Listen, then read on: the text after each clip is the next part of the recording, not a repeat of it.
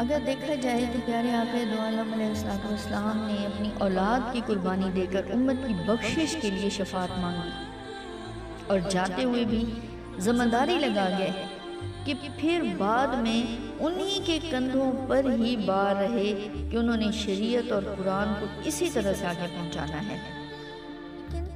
لوگ یہ بات نہیں سمجھ سکتے کیونکہ اللہ نے دلوں پر مہریں لگا دی ہیں۔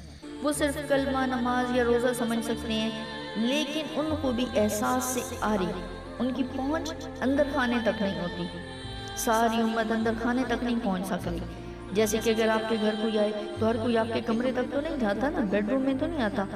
کوئی گلی پہ کھڑا ہوتا ہے، کوئی دروازے پر آ جاتا ہے، کوئی سیڑھیوں تک آ جائے گا، ڈرائنگ روم تک آ جائے گا، مگر کوئی چند ہی ہوں گے جو اندر گھر میں آپ کے کمرے تک بھی آ جائیں گے، بیڈ روم میں آ کے بیٹھ جائیں گے۔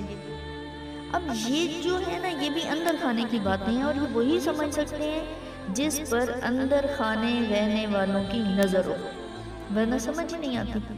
اور یہ سمجھ آ جانا بہت بڑی عطا ہے کہ آل نبی کا معنی کیا ہے، آل اصل میں ہے کیا، اور وہ آل آج تک اپنی وراثت کا حق کیا ادا کر رہی ہے، وہ سب ہر کوئی نہیں سمجھ سکتا۔